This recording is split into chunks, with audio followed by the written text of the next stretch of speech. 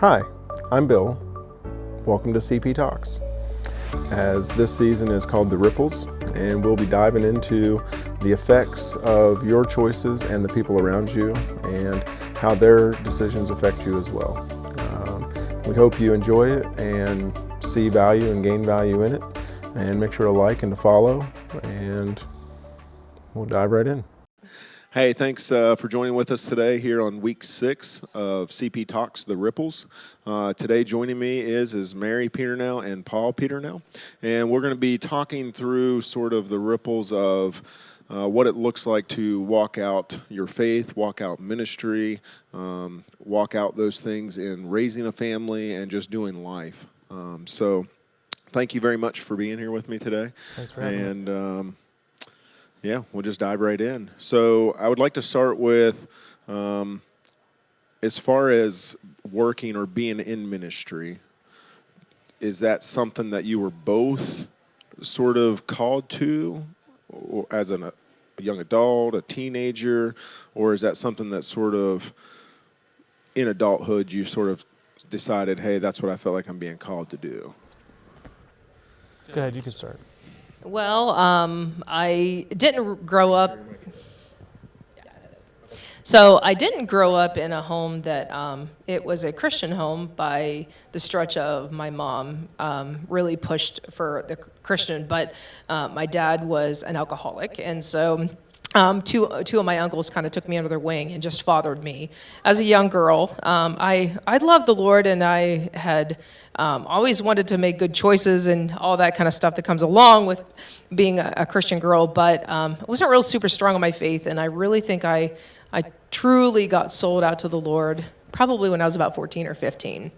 And at that time, I had taken a lot of summers and spent it with my cousins in a Christian home, which was my uncle's house. That was our senior pastor. And so I watched and I saw a lot growing up of what it would be like to be in ministry. So I said all that to say I had a taste of it before I actually got into ministry in that atmosphere of a home, what they'd come home and dump about, what they would celebrate about, what they would talk about, maybe issues with the church or fears they had or that kind of stuff. So did I necessarily have a calling of ministry on my life? I don't know if I could really truly say that, but I had a heart for people and a calling to people, and I knew what I was getting myself into in ministry if God chose to put me in ministry someday. So that's the best I can answer. Okay. So in some ways, I kind of feel like I'm the same. Okay. I grew up, my dad was a deacon, worked in the church, and then he had some issues and walked away, and it was just one of those things to where at a young, I just grew up that way. So yeah, I can relate to that. So Christian home, I love the Lord. My mom really did the best as kind of a single mom. Eventually my parents did get back together and God kind of healed some stuff. So yeah, but in those formative years of like junior high, it was very hard, very, very hard. And I just believe at that age is when I just said, the buck's got to stop somewhere. And this is where I drew the line in the sand and said, no, I will serve the Lord. This is how life will be. So, yeah. And really, all the choices I made past that point really did direct my life to where it is today. Okay. As I said, no to a lot of things. Yeah. Go ahead. All right, Paul. I'm second generation minister. So mom and dad converted out of Catholicism and Lutheranism, and they met at a Bible school. So I grew up in a very intense Christian situation environment, all Christian school. We were very holiness in our family, and I found the Lord at about 8 years old. 10, went to kids camp and felt called and came off the bus. I guess I hopped off the bus telling my mom that I was called into ministry. Okay. I know that from an early point, I remember living my life with the idea that I could tell other people you don't have to live that way. So my teenage years, I was very, I was really concerned about my testimony and that kind of thing. I was the only kid in my Christian school who didn't listen to secular music. I got baptized in the Holy Spirit when I was 15.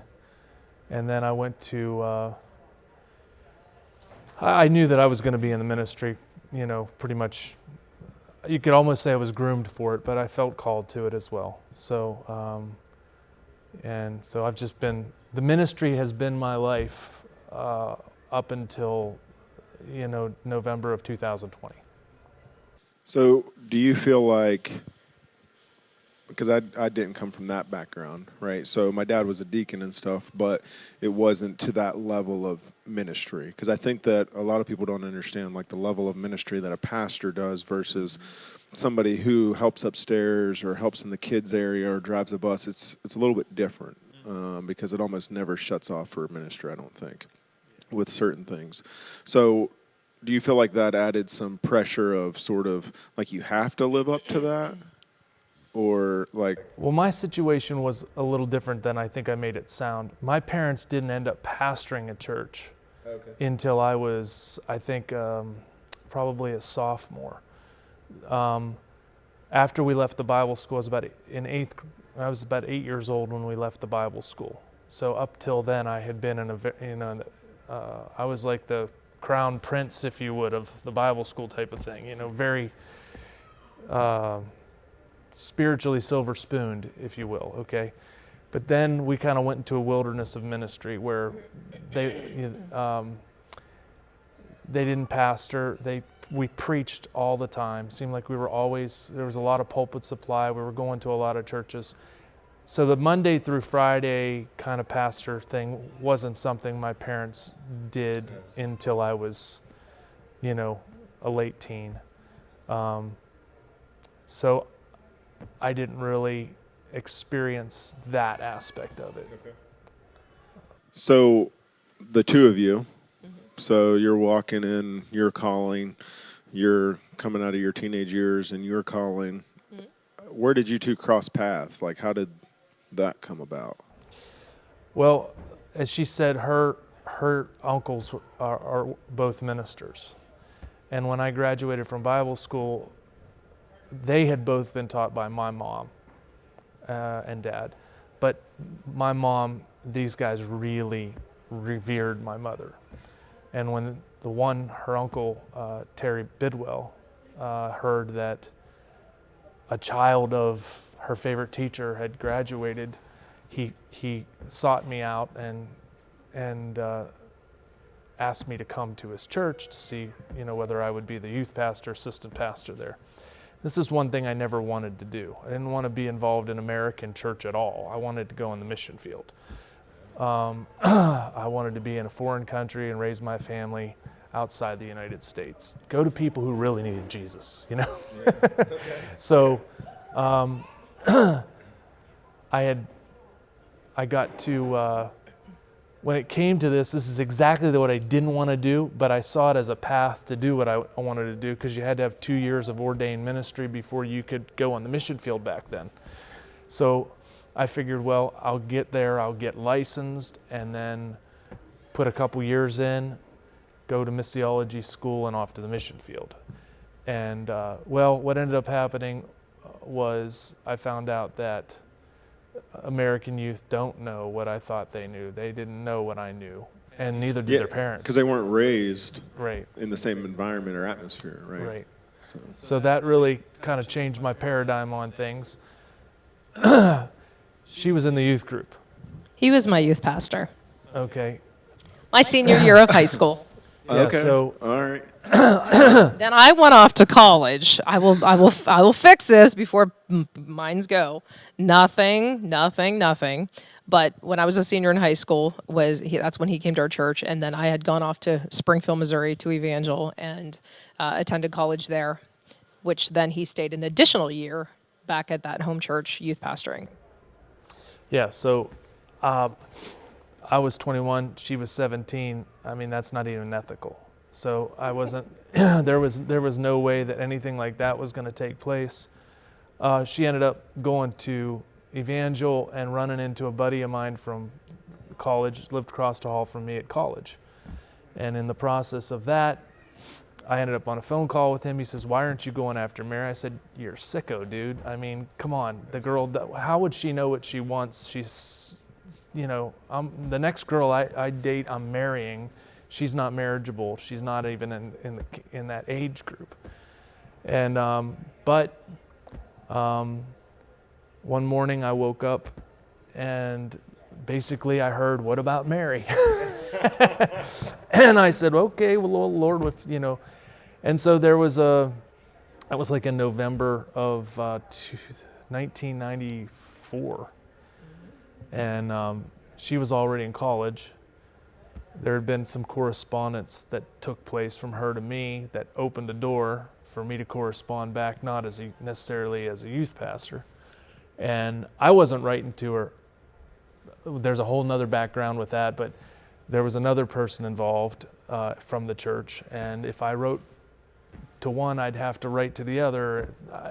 They were off on better ground, and they didn't need this guy from the sticks of northwestern Pennsylvania continuing to pastor them. They would, they're in Springfield, Missouri, or somewhere like that. So anyway, we started writing back and forth, and eventually the Lord just worked. I tried to talk her out of it, but tried to talk her out of it. Okay, very interesting. Very cool, though, because my wife and I often have this conversation about our oldest daughter, Dakota. She's 20, right? And we started thinking through, like, some of the youth group and stuff that would be graduating out and things, and it's like, that could be that kind of a scenario. Mm-hmm. And I never really thought about it that way, but it's, yeah. Well, DC Talk was, they had just come out with Free at Last. And in that album, they have a line from a song, "The kind of girl you meet behind the doors of a church, God will bring her to you so you don't have to search." I wasn't looking for a wife, but the Lord orchestrated it. And that's where we met. And that's typically how he works, right? It's usually the times that you're not seeking it or looking for it is whenever you'll usually end up getting it. It's kind of crazy. So Paul ended up resigning the church in May, the following May. And then he decided to go out to Springfield, finish his last year at CBC, which is another Bible school out there with the Assemblies of God. And in that year, we dated. So that's kind of how it all went down. Dating till he redesigned the church. Yep. Okay. All right. And then, so you walked through that season of life out in Springfield, Missouri, got engaged, married, and all of those things. And then it leads us up to... I was welcomed to Josh Koss's grandfather's church to be the assistant pastor there in August of 1996. We got married in September of 1996. But he was actually at the church a month before we got married. Oh, okay. Yeah. All right. This was Martin Koss, who is Pastor Josh's grandfather. Okay. All right. And so in the course of that, I was not brought on to be the youth pastor. I was brought in to be specifically for family ministries and as assistant pastor. But there was a vacuum there, and so eventually I took that role as well. And Josh and Tashera were in the middle school age, and youth camp was coming up. And so, I had asked Pastor Koss if he thought I could, if it would be all right if I invited his grandkids to come to youth camp, would he be okay with that? And he was, and so we did, and somehow they ended up coming. So at that point, you're stepping into a role of youth pastor, both of you.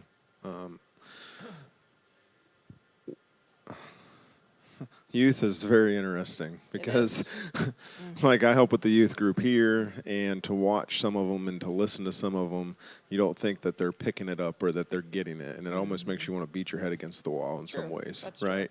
True. And all of a sudden, then you get somebody like a Josh Koss, right, who obviously over the years have listened or something set in there, right? So this CP Talks, that's where it come from.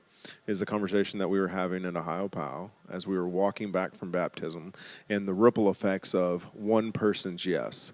So that moment of yes to say, there's a void, it needs to be filled, I will do that. Right? Because there's a lot of people within the church or within even the community. If you look outside the church and just say within the community, like Tim mentioned today, is you can't judge or be mad at the community if you're not part of it, right? So the ripple effect of that one yes, we see the effects of it because Josh is here. But just think of the amount of, or other kids that were affected with that, right?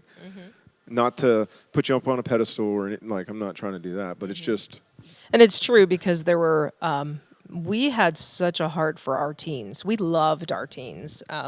And any that even might listen to this, they know that we love them. To this day, we love them. They're like our own kids. I love the girls. I tried to, they were at my house a lot. It was a very special.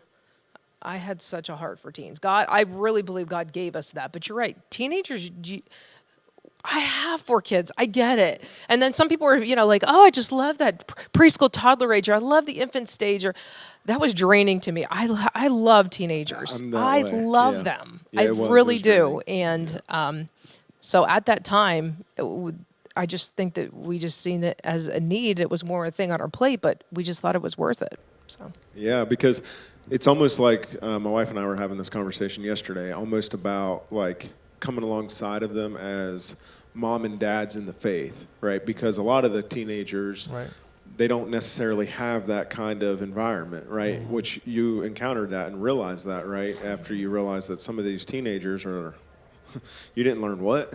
And I see it today to where it's even the simplest thing, even some adults, to be honest with you, the simplest like Jonah and the whale or Samson or David. And it's just, the founding principles of like what I would consider children's Bible stories, a lot of people don't know those things. No, right. Yeah. And I take that for granted because I'm just like, you don't know about Gideon, or you don't know, like, how do you not know that? But most of them, they probably never even been to Sunday school.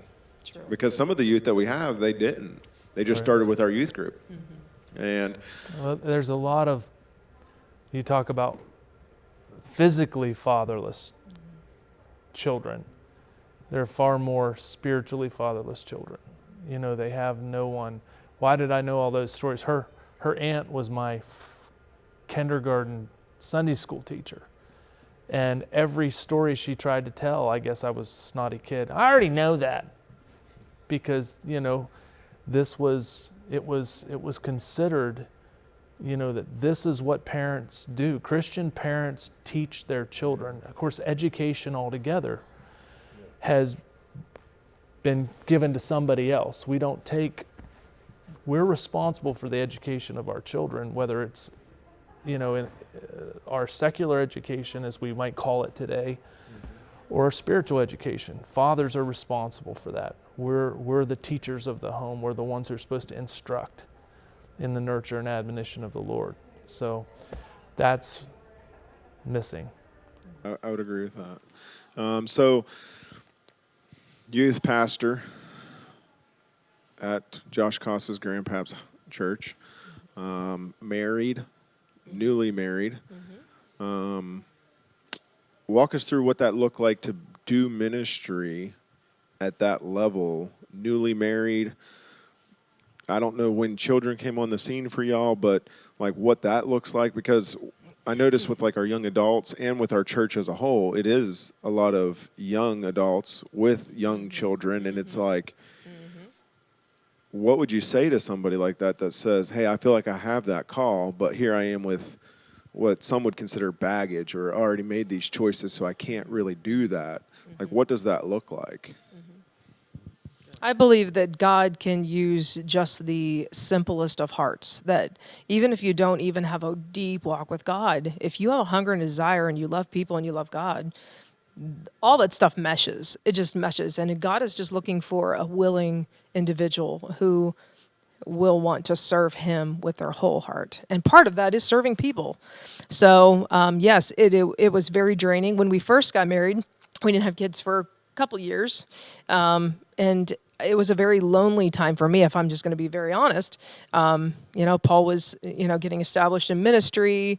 I didn't get a job right away. I stayed home, and he wanted me to kind of get acclimated and settle a house, and it was going to be holiday time and just all that. Kind of not a perfect time to find work. And he just said with holidays, it would be too rough. Wait till the first of the year. So I did that. But in that time, it was a very deep, dark place for me. I was very, very depressed. I was very emotional. I had left all I knew to marry a guy, and he is, and I felt I knew that this is what God had for me, but in the same sense, it was very lonely. He was diving into ministry. I didn't have any friends. I didn't have my family around.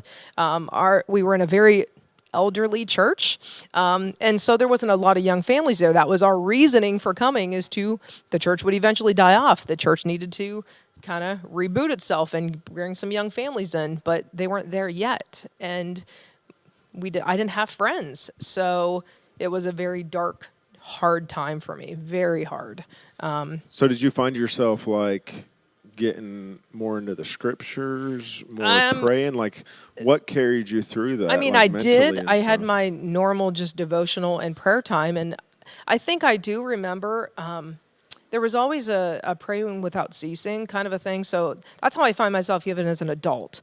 Like, my prayer time doesn't really end. Like, I just pray throughout the day as well. Yeah. So I kind of think that's kind of how I had a prayer life with the Lord then, that really hasn't changed from what it is now. But yes, it was hard, and kids eventually came into the picture, and I was thankful because then I had a buddy and I had my kids, and it just occupied my time.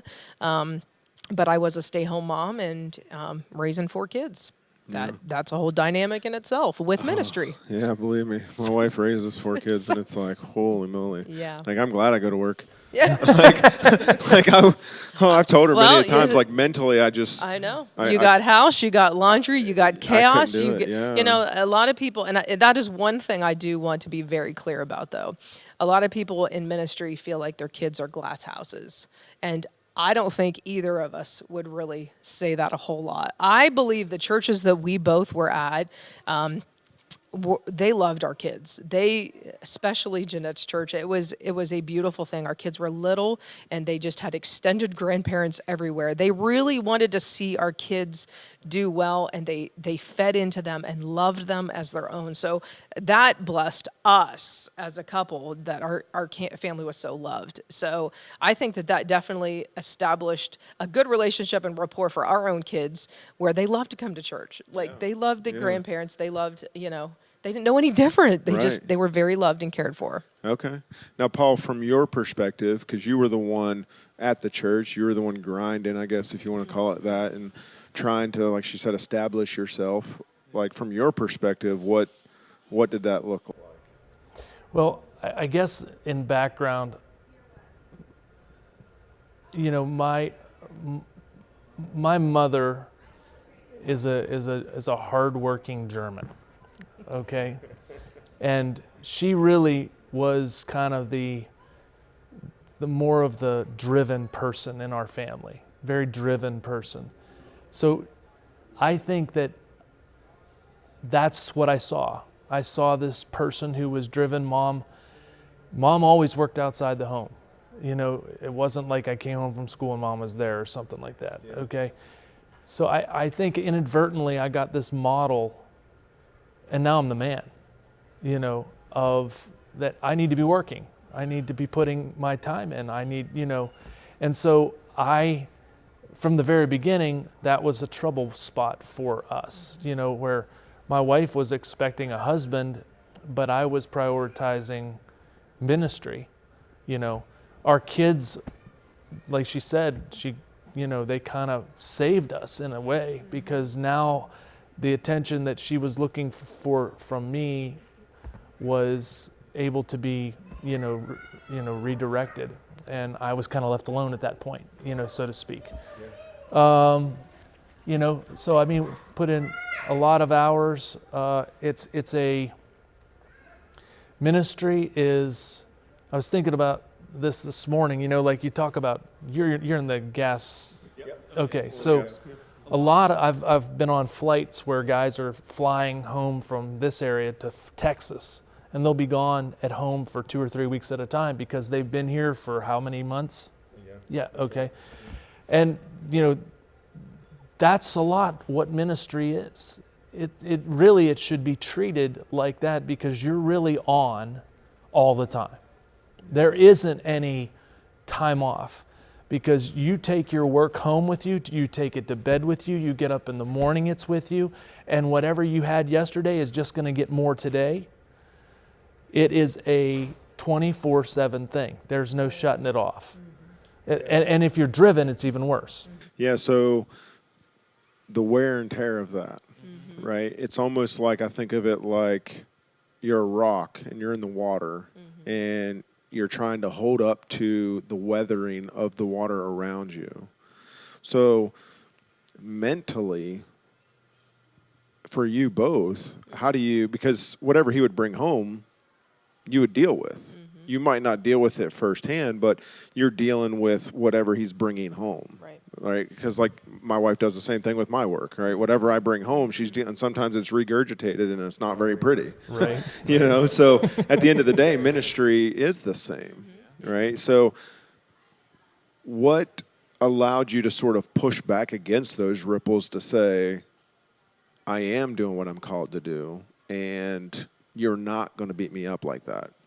It's not going to take me out, and almost not allowing the devil to win, because at some point it just gets so beat down that you're just like, I'm doing this wrong. I'm not supposed to be doing it. I think when you put into perspective, he wasn't coming home to beat me up. Right. It was just he's so frustrated, and because I loved him, obviously my heart was to, well, tell me about it, So you'd hear stuff.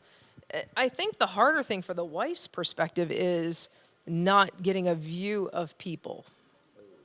The view of people, because you know what they've said to your husband or what they've done to someone in the church and we've had to step in. Or that's kind of the hard part, because I'm just in hindsight. And I can really say something that Paul was very, very good with. He did not, he spared me of a lot, especially as we senior pastored. He didn't want that view to be warped for me on my view to people. He was very, very good. View of people. He was very good about that. He would come home and he'd tell me some stuff, but like, I think people in the church assumed I knew stuff, and I was like, I don't have a clue what you're talking about. And so they would do the same thing with her. And it would be, and then they would assume that she would tell me. That's exactly right. So it was kind of like a.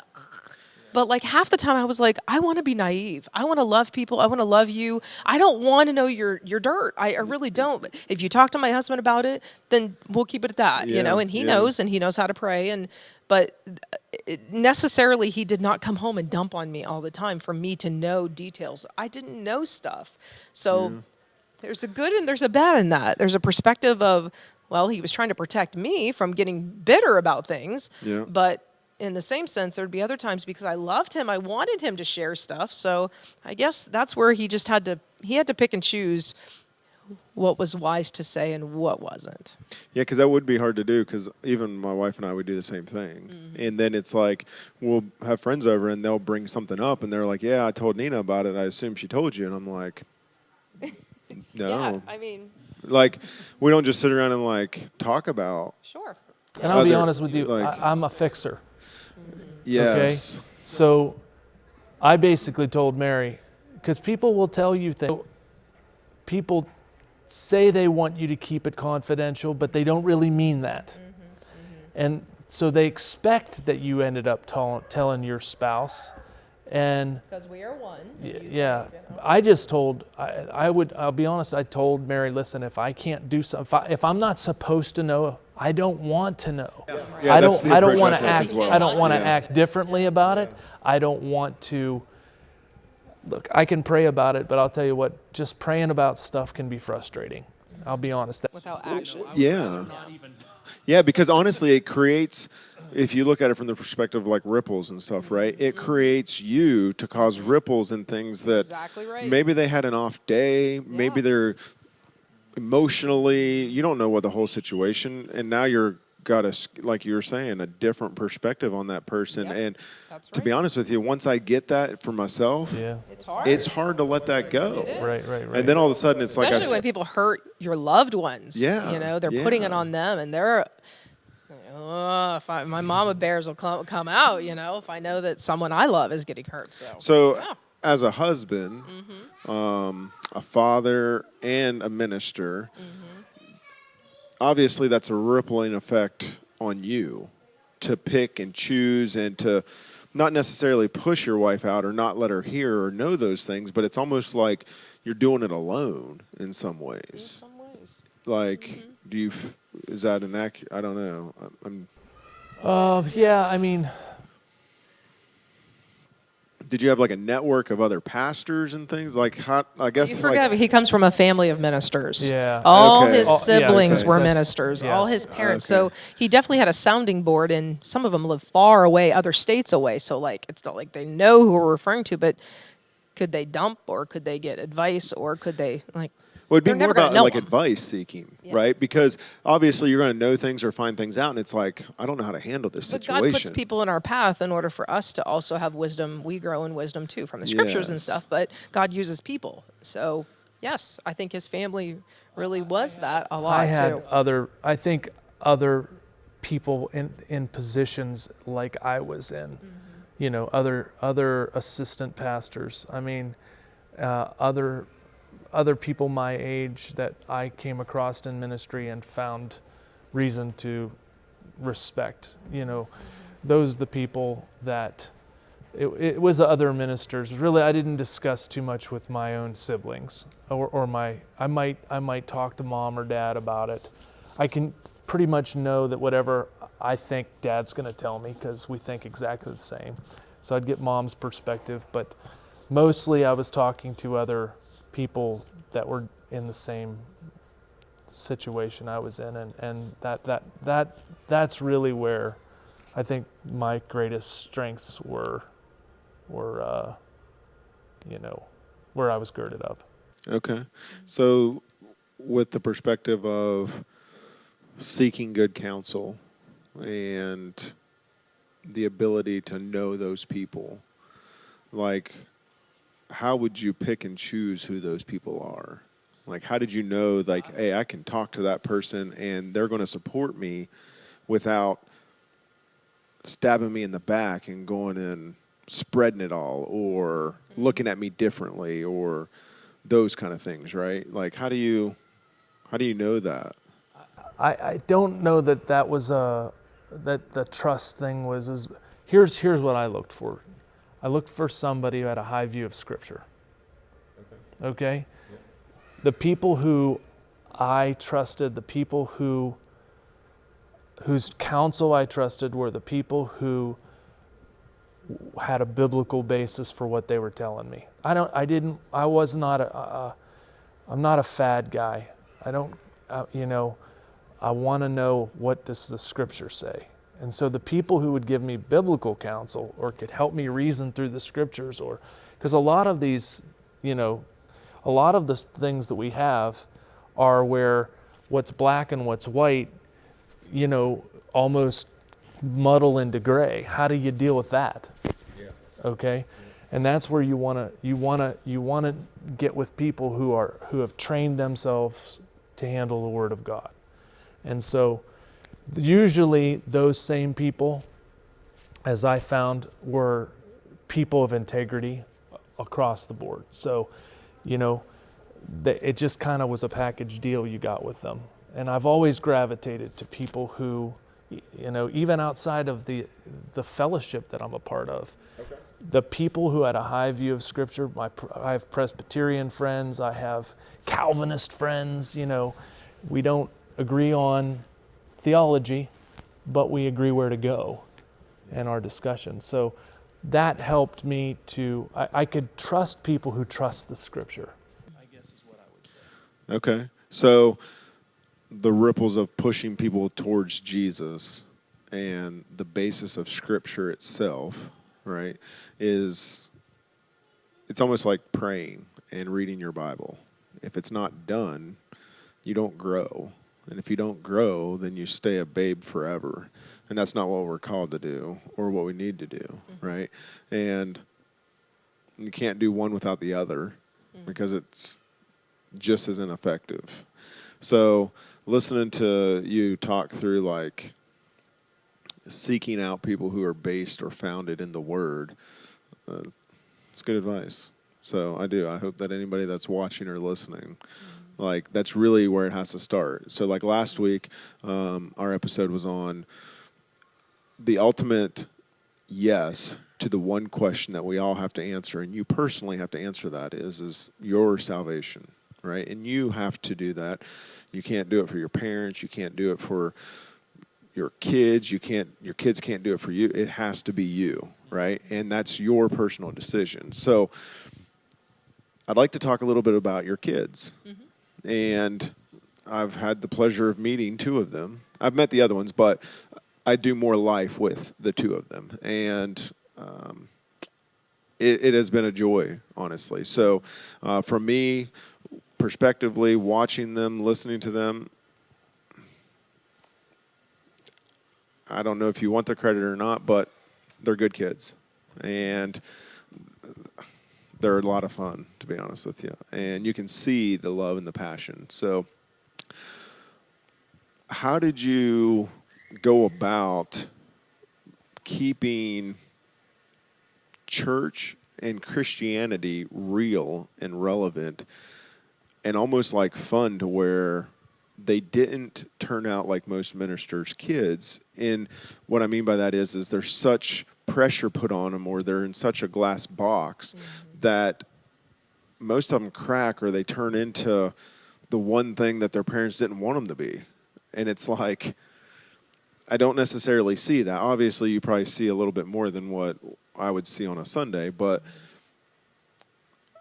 how did that, for me as a parent with teenagers, what advice would you offer me to help me through that part of life?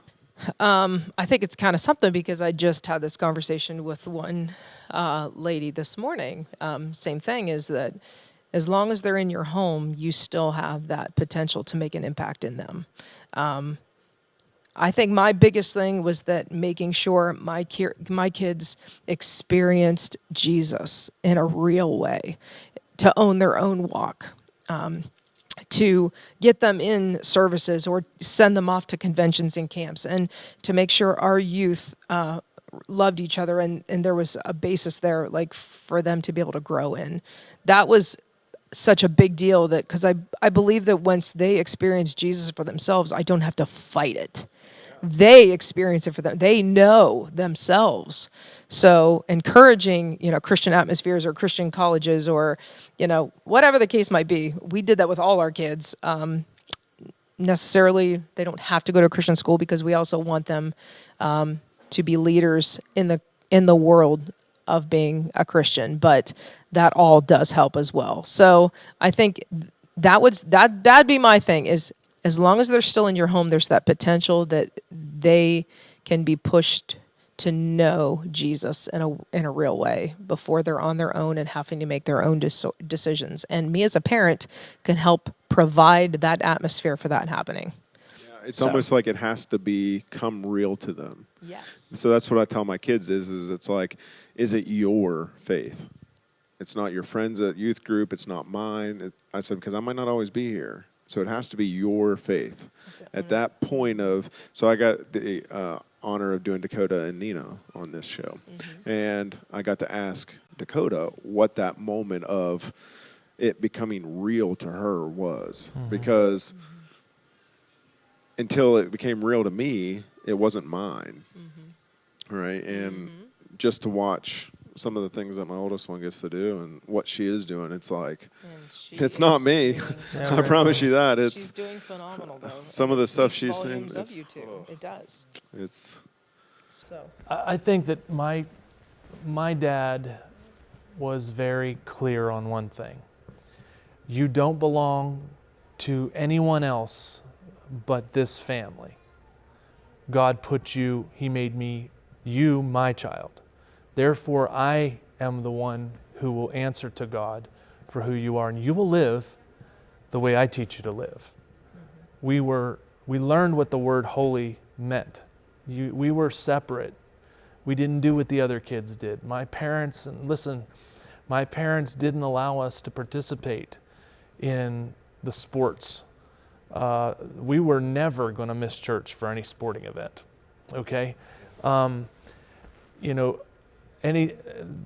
home, Dad. It was we had bedtime stories with Dad, and Dad would sing songs of faith to us. Mom and Dad were serious Christians all the way around. Everything we did, how we thought, what we valued, it all ran through an ultimate authority. And again, this is why it's important to me, the Scriptures. The Scriptures were the point of appeal. If we had any questions, if we had any debate, we would sit down and we'd open the Scriptures, and my parents were accountable to something bigger than them. And they invited us, it's just what Moses told us to do in Deuteronomy chapter 6, that we are to impress these things on your children. Talk about them when you go and when you come, when you rise up and when you lay down. Write them on the doors of your house.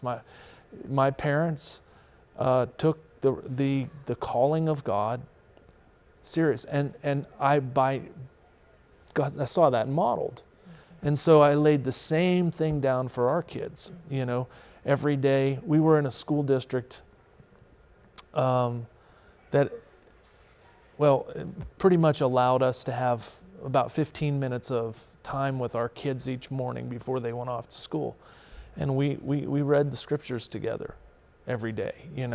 We were, this was real. I let my kids know that they're not like other kids. And I don't think that that many people talk about things like that. Today, that's almost this elitist attitude, that, we're nationalists if we believe the United States is, we're proud of being, no, and the other thing is that not only am I in the ministry, but my younger brothers and sister, she married a minister. Our entire family is a ministry family. And so their cousins were in the exact same boats they were. And the Lord's been good. I mean, He's been good. And our kids had born again experiences. And I remember at the last church, or the church that Pastor Koss's church, a lot of the families there, the kids grew up in church, and they would tell me, my parents dragged me to church, and these are the people I'm supposed to be family ministries pastor. I'm trying to reach these people. My parents dragged me to church. We were there 5 nights a week, blah, blah, blah, blah, blah. Well, so was I. So what was the difference? What happened? Now, in many cases, again, it was the spiritual fatherlessness, and there was a godly mother, like in Mary's family, but the father did not do anything. But beyond that, those kids never had a real born again experience, I think, and that's where we need to recognize, as Mary said, they've got to have an experience with God. Our youth group, we called it epinosis. Okay, it sounds like a disease, right? Yeah, it does. Actually, it's like, wait, is this 2020 all over again, or what? Yeah. So, but it actually came out of the first message that I preached when I was like candidating for the assistant pastor position there, out of Ephesians chapter 1. Verse 17 and 18, it says that I pray that God will give you the spirit of wisdom and revelation so that you may know Him better. And that Greek word is epinosis. Gnosis in Greek means to know. You've probably heard of the word agnostic, which means I don't know. Yeah. Okay. Well, epinosis is more of an experiential knowledge. It's not a head knowledge. It's a knowledge by experience. It's the difference between having agreement and having recognition, being able to be a echo or to be a first-hand witness. And we encouraged our youth group kids that, listen, this is about experiencing God. This isn't about simply, getting with the program. You've got to know Him, and that's. It's not about coming to church and hang with your friends, even though that's a nice perk. It's about experiencing God when you're here. Yeah, and not like Facebook experiencing. Because I think There wasn't a Facebook yet. too many people get hung For up us. on that kind of, oh, I had this experience. And it's like, Yeah. did you really have a true experience, or like you did that last week too, or you did that the week before? Like, that's my biggest thing is I see people and it's like, you've gotten saved 5 times now. Not trying to be ignorant, Yeah. but like, how does that work? Why do they do that if it wasn't, or if it is a true experience? Yeah. Bill, I think that this comes back to, again, the idea that in the same way as my dad taught us we were different, and I taught my children we were different, we called that out in our youth. Okay? Yes, we did. Our youth were not. There was Jesus isn't a casual Christian discipler. Scripture says, if you continue in my word, you're really my disciples. You will know the truth, and the truth will set you free. We all know that second part, but it's the continuing in the word. And so we drove our kids to recognize that they have their responsibility to identify for real. Our kids were Bible club leaders. You know, they were missional. They understood that there was a standard of living that was higher. I did not permit our youth group kids to listen to secular music.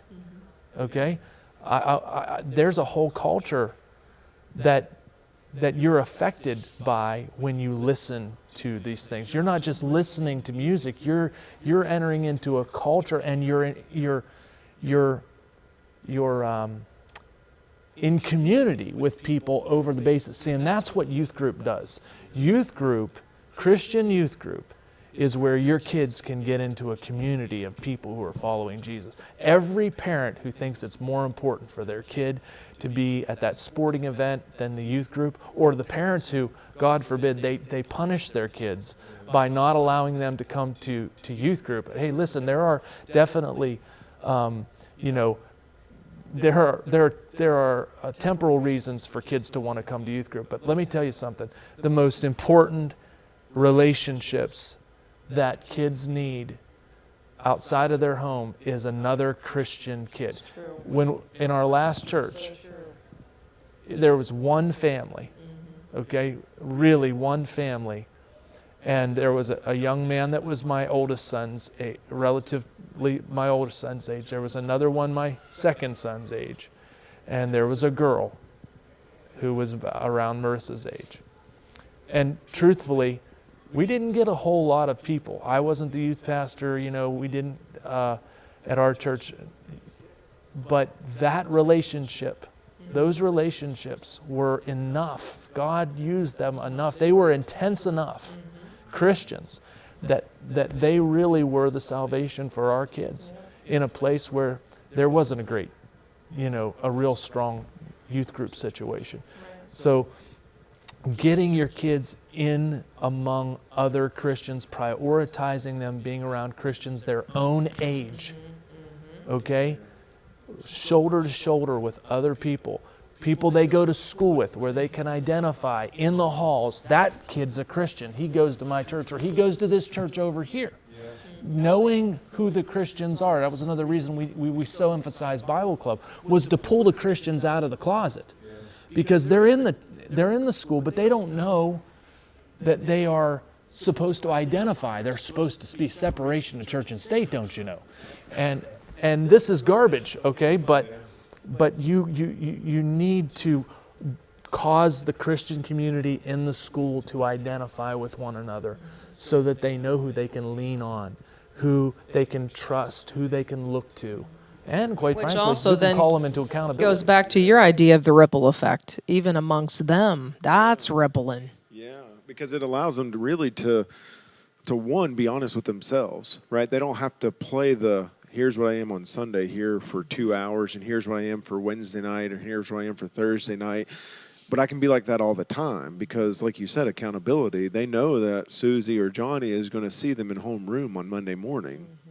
And hopefully they have the ability to call each other up rather than allowing them to sort of chameleon in and be undercover Christians, right? So I had an experience this past Thursday. Every Thursday, there's been a collective group of guys from work that we meet at Sheets, and we do like a men's Bible study at Sheets in Waynesburg. That's and it's like 6 o'clock in the morning. Well, we're sitting there this past Thursday, and we're talking, and I'm getting them all to download the Bible app, the YouVersion Bible app.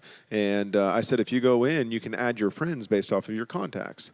Well, the one guy that was sitting next to me, his family has been coming back here, and his wife actually raised her hand for salvation today. Praise so, God. Megan, congratulations. It's awesome. Awesome. And Praise God. it is. So he was sitting there, and he pulled up his phone, and he's looking at it, and he's like, this isn't working. Only one name is showing up. And he just so happens to look up, and that guy comes walking through the door at Sheets. And the guy like sort of was like, hey, what are y'all, because I'm there, my supervisor's there, my other supervisor's there, my like accountant person's in front of me and stuff. And he's like, I don't even know like why I'm here actually. He goes, I was at the other end of town. I needed to use the bathroom. I turned around and I drove here. He goes, I've never been in this Sheets. I'm not from around here. He's from over in Ohio. He said, but here I am. What are y'all doing here? We told him what we were doing. And he goes, well, it just so happens I go to church in Ohio. So he sat down, and then he spent the next 30 to 5 minutes sitting there with us talking through. And he goes, in all honesty, he goes, I don't know. So then he just got up, went out. His truck was still running, and he jumped in his truck and left. And I'm like, huh. The ripple effect of almost saying yes and being in the right time, right place. And that was the main reason why I wanted y'all to come here today, is because for me, I get to see what that looks like to say, kids, that's what it looks like, right? Like, that's what it looks like to say yes and to walk through it. From good, bad, that's what it looks like. So for me and my family, that's what you both are. Your kids, you, like, so from my heart, thank you. Thank you. So, Thank you for sharing that. And the perspective I think we need to have too is our kids are not perfect. They have made many, many choices and mistakes that we have had to really put the hammer down on them. And God has beautifully worked things out. Are they perfect? No. But we know that God is moving. We know that He is still, they're listening, they're hearing, they're understanding, they're forgiving us for our faults. We are forgiving them for their faults, and we got to move on. We got to move on. But they're still growing through it. And it's funny you're bringing all this up because just yesterday I was reflecting after I left the calendar party on my drive home of just how, Lord, I am so thankful for the gifts you gave me. I'm so thankful. They are sometimes little jerks, man. I got to deal with them, and they drive me nuts. They really do drive me crazy, but I am so grateful. And I've prayed for years for my in-law children, who they might be someday, and I feel the same way. I mean, do I have my little flaws and little whatever with them? Yes, but I love them. They are mine now. And that's the perspective I think parents should have with the in-law marrying in, is that I've prayed for you for years. So are they perfect? No. Their personalities are off the charts, and they all get together and they rip on each other and wrestle and have fun and love each other. But at the end of the day, they know. Noah knows he could call Ben. Ben knows he can call Caleb. Like Marissa knows she can vent on her sister-in-law. So God has been very good. I'm so thankful. So Paul, CP recovery, life recovery. The perspective that you've given the guys out there, they truly enjoy whenever you're there. The Bible perspective that they get, right? Because they get that's what Life Recovery Bible is, right? So, but the way that you dive into the scriptures and the perspective that you bring, just listening to them talk outside of that or in there or whenever you're not there, hey, is Pastor Paul coming? Like, they really get something from you being there. So you bringing that to the table and creating those ripples in their lives, like they hang on to that. And so I don't know if that's like a calling or what you feel like you're supposed to be doing at this season in your life or what, but the way that you interact with them and the way that they hang and the way that they listen, like the impact that you're having in that community is like unbelievable. And He does get calls and texts and stuff from them once in a while. Pastor Paul, what is that? Like, what's Yeah. that? So I think you're right. I think they're listening. they are. It's like impressive to watch the ripple effects of you. But with that being said, what does it look like as far as the ripple effects of doing ministry, wearing, tearing on you mentally, physically? I know that we've had conversation. I know that I'm at a place in my life that it's like, am I doing what I'm supposed to be doing? Am I where I'm supposed to be? I know that you've came to that point. You've walked through that, both of you together. How do you know that you're where you're supposed to be, you're doing what you're supposed to be doing, and you're doing it together as one? I think you got to listen to your spouse. I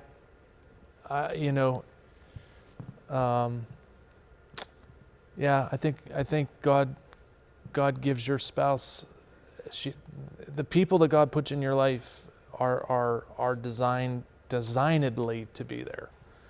And so, how do you know? I think there's a lot of this Christian walk that you just don't know. You just don't know. You have to come to a place where you're willing to say, Lord, I guess for me, I felt like, in the final analysis, I felt like the Lord gave me permission to step out of full-time vocational ministry, okay? And there were a lot of reasons. There's a lot of different things, many things, many spokes to that decision. But I think that it's going to be a step of faith. I just don't think God is going to allow us to see what He's going to do until after we step out on the water. And I never liked that song, Oceans. I never liked the song, but at that point, that song really kind of encapsulated, you have to get out of the boat if you're going to experience. Yeah, it's almost like a Peter moment in life, right? Yeah. Of that moment of yes. Mm-hmm. And I've mentioned it many times on here, like we're all going to come to that point that you're going to say yes to something or even no to something. Right. Because people today say no, God's still going to do it. And if you choose not to allow Him to do it through you, well, then that's going to maybe hinder you, but it's still going to get done. Maybe He goes to John over here who is going to say yes, right? And just because it doesn't prevent you from being used, I guess is what I'm trying to get out of all of this, right? Because just because you've moved from that stage of your life over to where you're at now, it doesn't mean that you're just like thrown away or you're washed up or you're not being used, right? Because you're still used. Mm-hmm. Now it's just, it looks different. It looks very different. Right? It's like the CP recovery group or here or a sounding board for Josh or whoever. Like, you're still used. And you're still just as effective. And so I guess I want people to realize, like, just because you're changing lanes or you're switching, like, you have to be sensitive to those moments in life or else you'll miss them. So then it's like, how do you, praying is important, reading your Bible is important, but also listening to God is important, because I think there's a lot of times people miss that point. It's like, me, I'm praying, me, give me. And it's like, that's not the... Well, I think the one thing that Paul and I, it wasn't, some people when they walk away, they can walk away bitter, angry, burnout, but we did not lessen our will to serve God. That was really important. I think that we were actually excited to experience other churches just to see what's out there and to be fed, for us to be fed instead of us feeding.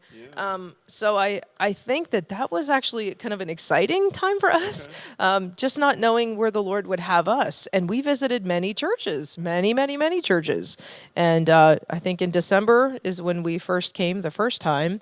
And then we hadn't come back till March or April, I think, because there's many churches we visited. And but we're grateful. So we wanted to support one of our own. We felt like we loved the people here. We love to see the freshness of a fresh salvation too. Like your CP recovery, like what all Curtis is doing. That to us was such an encouragement from those being in ministry for so many years.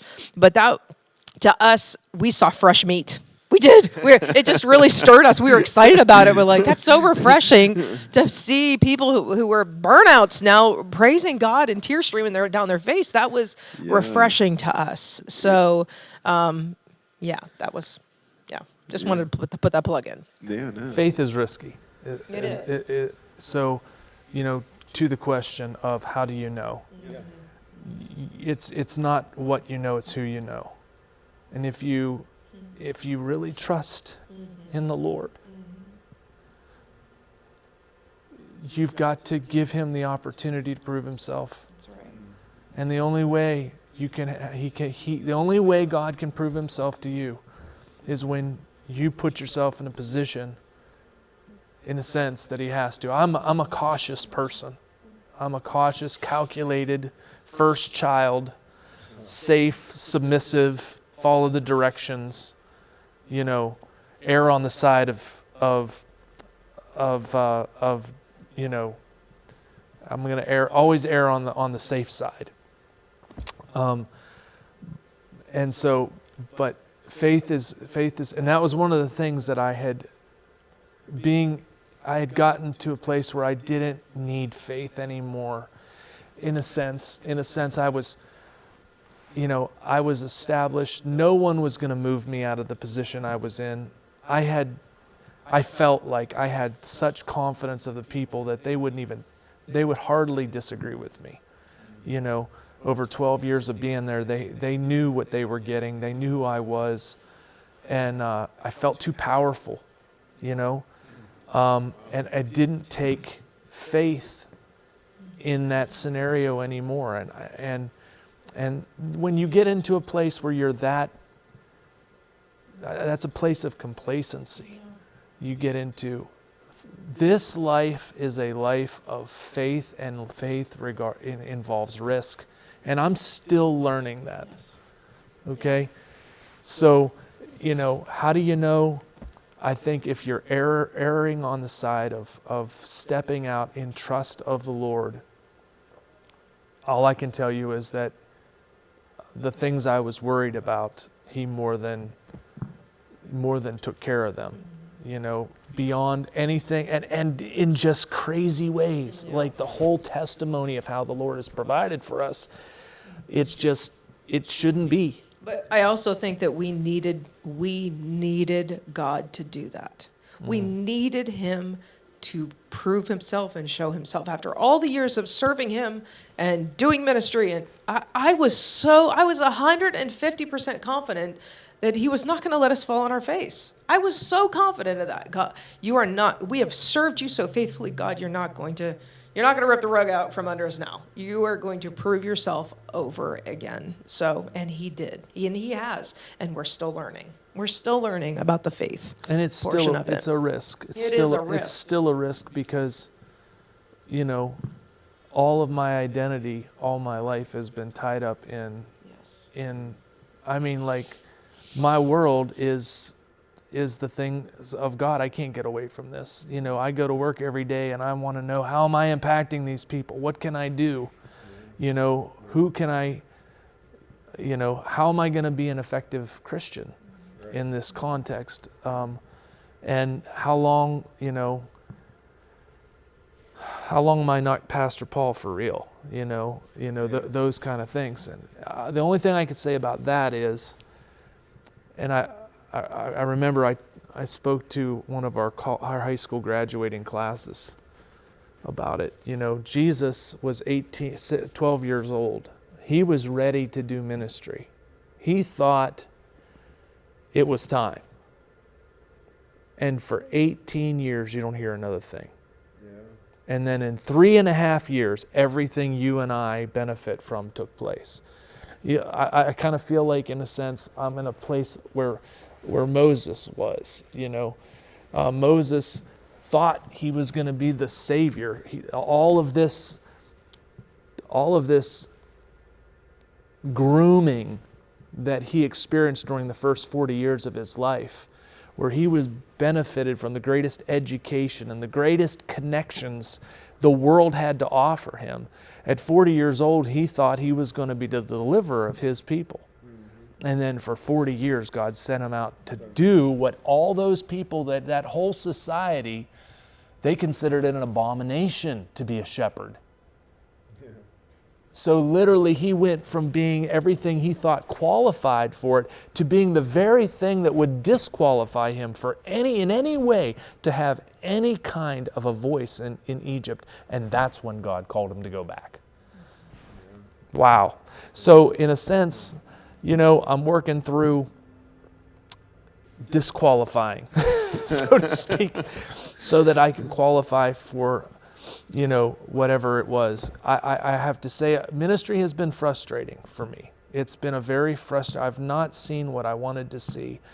And yet, the Lord has these people, you know, like Pastor Josh, who I had no idea what impact, what ripple, you know, that one life would have. And you know, we always look for it right away. You know, we're looking for it where we can measure it, where we can see it. I want to see the results now. I remember we did and this was with Pastor Josh, right after he got saved. That summer we did what we call Jeanette Invasion, which we had learned this from Pittsburgh Invasion.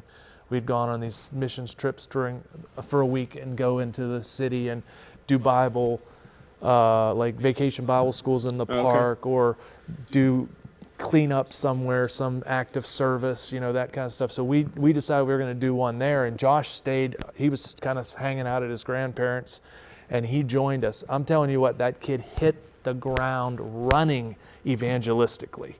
I mean, he quickly that week he became the front man for that whole thing. But I remember we did this VBS in this park, and almost nobody came. You know, it was almost futile. You know, but 3 or 4 years later, a woman who watched us from the sidelines ended up coming to our church and getting right with God and that kind of thing. So it's and that's the crazy part about it is the ripple effect of your yes or no's, the people around you. So I can pretend to be whatever I want here for 2 hours, or however long I'm here, 4 hours, 5 hours, whatever. Or I can pretend to be whatever I want on a midweek service for an hour.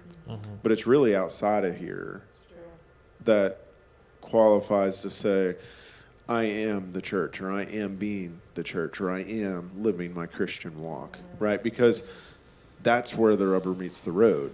Because the people that you work with, I spend just as much time with them, or if not more time with them, than what I do with my own family. Right, exactly. Right? So they're going to know me better and see things about me that people in this room don't see on a Sunday. Right. You know, and it's how I conduct myself and carry myself there that really shows, are you truly living it, or are you just saying it?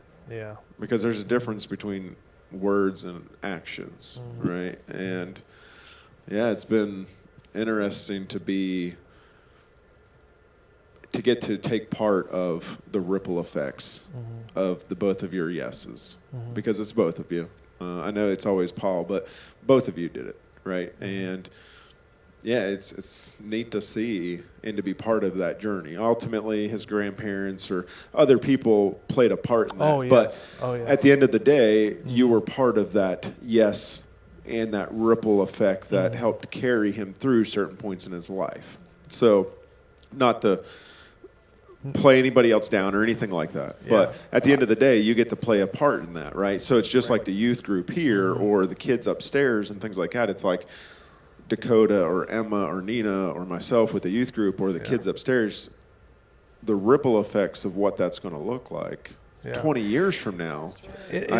I would kind of describe, our involvement with Josh kind of the way that Tim was talking about today, a moment, because his grandmother, I honestly believe his grandmother, his grandfather, the major majority there was that after, I had Josh for a very short amount of time, but Pastor Jason, wow, did he fall into the lap of a mighty man in being able to be under him.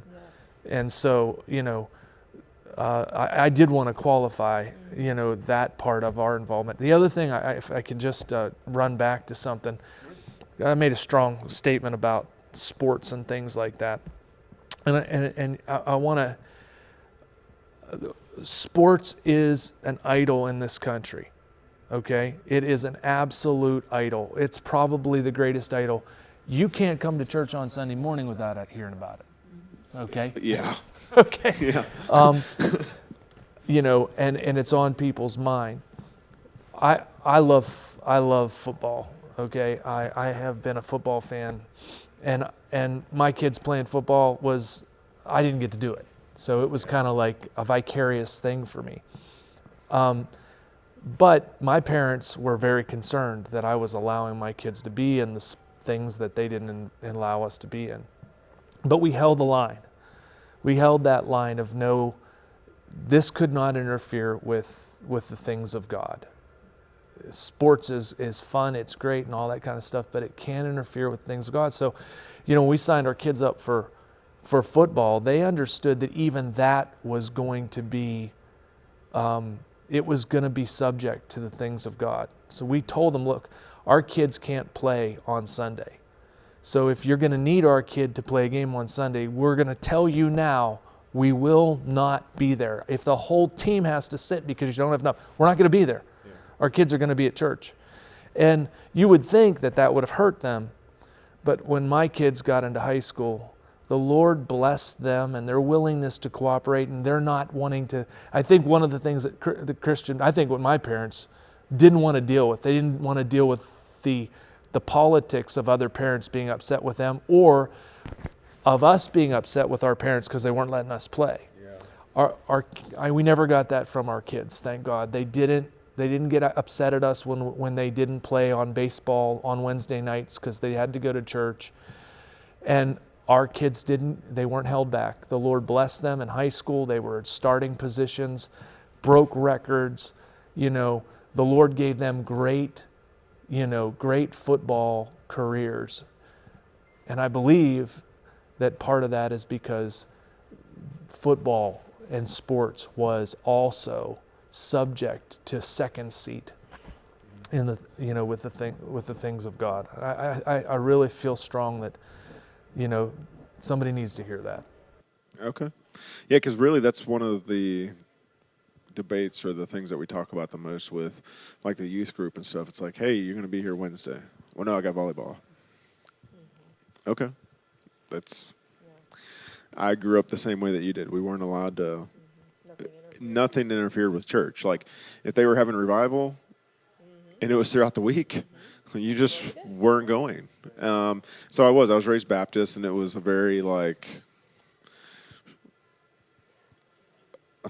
very strict Baptist is what I'll say. I wasn't Your parents allowed you to get into the presence of the Lord. Exactly what I explained. Yes. And where you are today, Bill, could be an experience you had then. There could have been that ripple effect. Yes. It goes back to the whole ripple thing. Yes, and it's just because there's a standard that was held. And something else too is just because you make choices or whatever, it doesn't mean that you don't have that ripple or that almost like the Holy Spirit moment that comes back and says, yeah, but what about this? Yeah. And then it brings to remembrance what you were taught. And it's almost like train up a child in the way he should go, right? Whenever he's old, he won't depart from it. It's like, yeah, your kids might not be perfect. My kids might not be perfect. They might not do all the right things at the right times, but it's wrote upon their heart, like you said. And yeah, I don't know. It's life, and it's going to be fun.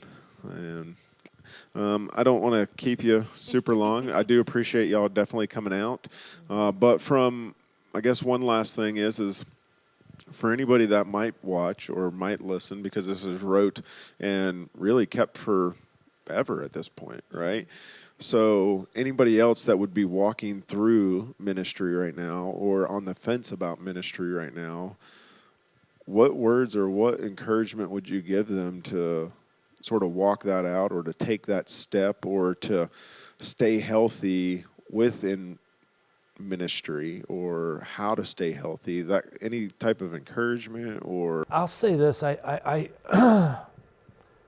think the world is in need of the people who feel called to ministry to stay in the marketplace. Okay? We take too many of the good people out of the marketplace and put them in the church, where instead of going after the one, we're after the 99. I know it's probably the opposite sounding thing. We think that, people need to get into vocational ministry. I was reading about my namesake, Paul the Apostle, and last night, as a matter of fact, you were not allowed to become a rabbi if you did not have an occupation, because you were supposed to be self-sufficient. You were technically not to make a living off of being a rabbi. You were supposed to make your living off your occupation. And so nobody could become a rabbi if they didn't have, that was one of the first things you had to have. So and